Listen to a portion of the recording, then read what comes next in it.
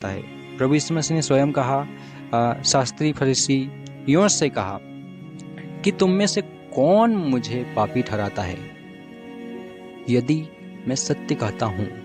प्रभु यीशु मसीह कहता है कि मैं सत्य कहता हूँ, तुम में से कौन मुझे पापी ठहराता है। और आगे कहता है, तो तुम मेरा विश्वास क्यों नहीं करते। इस प्रकार से भी प्रभु यीशु मसीह ने कहा, यदि मैं सत्य कहता हूँ तो मेरा विश्वास तुम क्यों नहीं करते। इस प्रकार से भी यहाँ पर प्रभु यीशु मसीह ने चेलों से कहा, उन शास्त्री फरीसियों से कहा। हालेलुया। सभी से प्रभु यीशु मसीह कहे कि तुम मेरा विश्वास क्यों नहीं करते। हालेलुया। मैं सत्य कहता हूँ तो। हालेलुया। तो सबको प्रभु यीशु मसीह के प्यारे और मीठे नाम में सभी को जय यीशु की। तो आज हम बाइबल अध्ययन करेंगे। आज का जो हमारा विषय रहेगा वो यह रहेगा कि यीशु मसीह का निष्पाप जीवन। हालेलुया।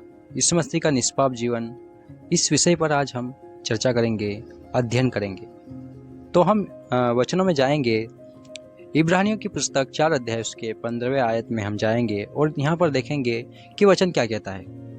क्योंकि हमारा ऐसा महायाजक नहीं जो हमारी निर्बलताओं में हमारे साथ दुखी न हो सके, हमारी निर्बलताओं में हमारे साथ दुखी न हो सके, परंतु वह सब बातों में हमारी नई परीक्षा में पड़ा तो भी निष्पाप निकला।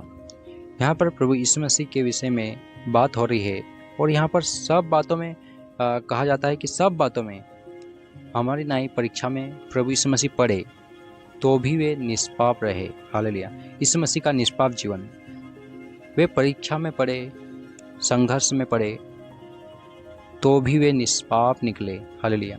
यहाँ पर वचन स्पष्ट कहता है। तो हमें यह देखने को मिलता है और हम देखते हैं 1 पतरस उसके 2 अध्याय उसके 22वें आयत में भी हम यहाँ पर देखते हैं कि यहाँ पर वचन क्या कहता है, न उसने पाप किया और न उसके मुंह से छल की कोई बात निकली। यहाँ पर भी वचन कह रहा है कि प्रभु यीशु मसीह ने न तो पाप किया और न उसके मुंह से छल की कोई बात निकली। प्रभु यीशु मसीह के मुंह से कोई छल की बात नहीं निकली और न ही प्रभु यीशु मसीह ने कभी कोई पाप किया। हालेलुया। तो यहाँ पर वचन स्पष्ट कह रहा है। आगे हम 2 कुरिन्थियों उसके 5 अध्याय उसके 21वें आयत में हम यहाँ पर देखते हैं कि यहाँ पर वचन क्या कहता है। हालेलुया। यहाँ पे वचन कहता है, जो पाप से अज्ञात था, प्रभु यीशु मसीह क्या थे, पाप से अज्ञात थे, उसको उसने हमारे लिए पाप ठहराया। क्या किया? उसी को, प्रभु यीशु मसीह को उसने हमारे लिए पाप ठहराया। परमेश्वर ने उसी को, प्रभु यीशु मसीह को ही परमेश्वर ने हमारे लिए पाप ठहराया ताकि हम उसमें होकर, प्रभु यीशु मसीह में होकर परमेश्वर की धार्मिकता बन जाए। हालेलुया। प्रभु यीशु मसीह में होकर क्या करे? परमेश्वर की धार्मिकता बन जाए। हालेलुया। इसीलिए ऐसा हुआ।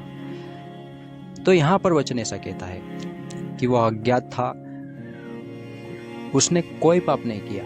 हालेलुया। तो भी प्रभु यीशु मसीह को ही हमारे लिए पाप ठहराया ताकि हम उसी में होकर, प्रभु यीशु मसीह में होकर परमेश्वर की धार्मिकता बन जाए। हालेलुया। तो यहाँ पर यह वचन कहता है। आगे हम देखते हैं 1 यूहन्ना 3 अध्याय उसके 5वें आयत में हम यहाँ पर देखते हैं कि यहाँ पर वचन क्या कहता है। यहाँ पर वचन कहता है, तुम जानते हो कि वह इसीलिए प्रकट हुआ कि पापों को उठा ले जाए और उसमें पाप नहीं है। हालेलुया। यहाँ पर वचन क्या कह रहा है? तुम जानते हो। हालेलुया। तुम जानते हो कि वह इसीलिए प्रकट हुआ, प्रभु यीशु मसीह इसीलिए प्रकट हुए कि पापों को उठा ले जाए, पाप को उठा ले जाए। इसलिए प्रभु यीशु मसीह यहाँ पर प्रकट हुए इस पृथ्वी पर। हालेलुया। और उसमें पाप नहीं, परमेश्वर में, प्रभु यीशु मसीह में कोई पाप नहीं था। वे प्रभु यीशु मसीह खुद स्वयं इस पृथ्वी पर पाप उठाने के लिए आए। हालेलुया। तो यहाँ पर यह वचन भी स्पष्ट रूप से कह रहा है। हालेलुया।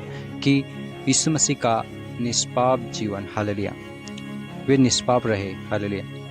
आगे यूहन्ना 8 अध्याय के 46वें आयत में भी हम देखते हैं यहाँ पर कि वचन क्या कहता है, तुम में से कौन मुझे पापी ठहराता है। प्रभु यीशु मसीह ने स्वयं कहा, शास्त्री फरीसियों से कहा कि तुम में से कौन मुझे पापी ठहराता है, यदि मैं सत्य कहता हूँ। प्रभु यीशु मसीह कहता है कि मैं सत्य कहता हूँ, तुम में से कौन मुझे पापी ठहराता है। और आगे कहता है, तो तुम मेरा विश्वास क्यों नहीं करते।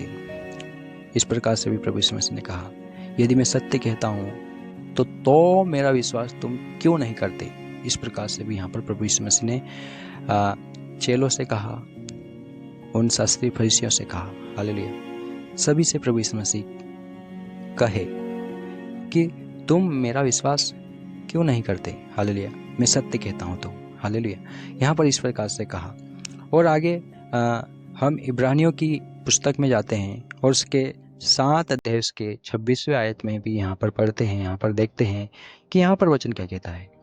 यहाँ पर वचन ऐसा कहता है, ऐसा ही महायाजक हमारे योग्य भी था, ऐसा ही महायाजक हमारे योग्य भी था, जो पवित्र, निर्दोष, निष्कलंक, पापियों से अलग और स्वर्ग से भी ऊंचा किया हुआ है।